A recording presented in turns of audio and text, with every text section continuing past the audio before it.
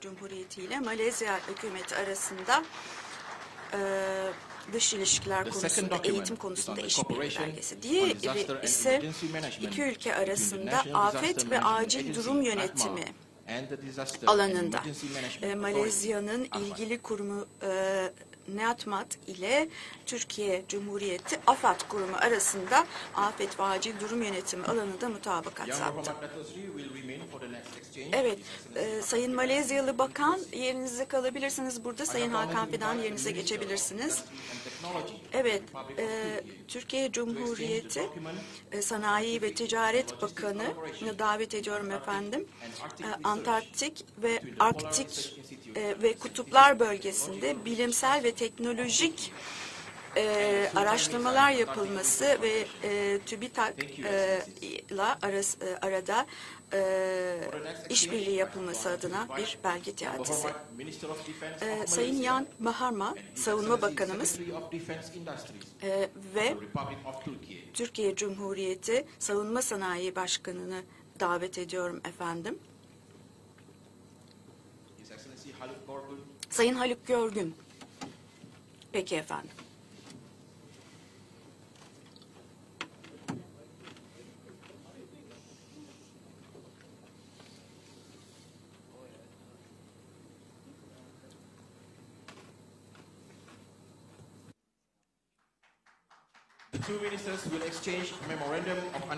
Evet, iki yetkilimiz Türkiye Cumhuriyeti Hükümeti ve Malezya Hükümeti arasında savunma ürünleri tedariği, ortak komitesi uygulama kuralları ve hükümetler arası işbirliği belgelerinin teatisini gerçekleştiriyor. Sayın Haluk Görgün, iki belgeniz daha var.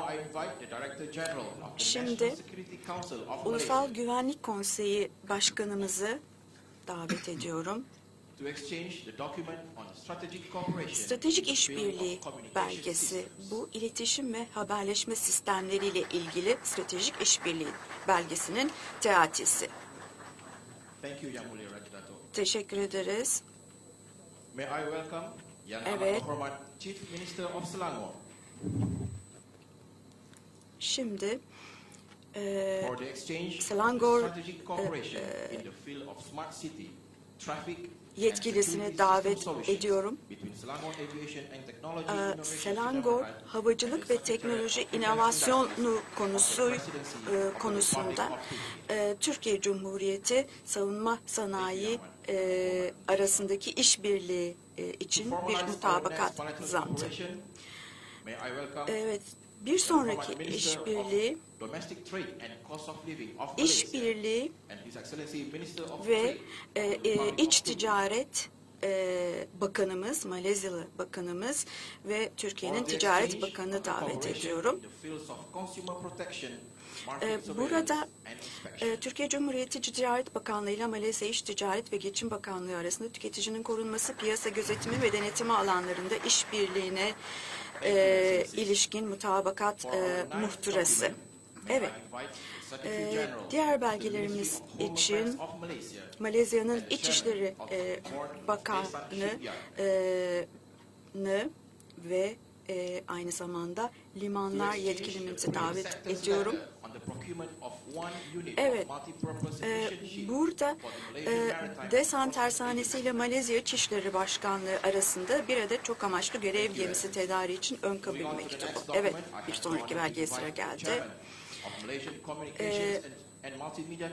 Malezya'nın MCMC İletişim Kurumu yetkilisi ve Türkiye Cumhuriyeti Radyo ve Televizyon Üst Kurulu RTÜK adına Sayın Şahin'i davet ediyorum.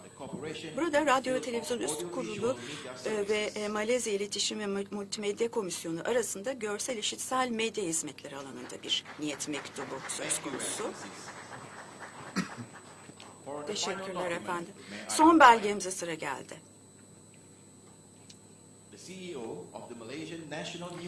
Malezya Ulusal Haber Ajansı CEO'su Sayın Amel ve Anadolu Ajansı adına Genel Müdür ve Yönetim Kurulu Başkanı'nı davet ediyorum. Burada da Anadolu Ajansı ile Malezya Ulusal Haber Ajansı arasında bir iletişim ve haber konusunda mutabakat zaptı teatisi gerçekleşmiş oldu. Teşekkür ederiz efendim. Belgelerin teatisinin sonuna gelmiş olduk. Şimdi ortak basın toplantısına geçebiliriz. Öncelikle Sayın Malezya Başbakanı'na sözü veriyorum. Selamun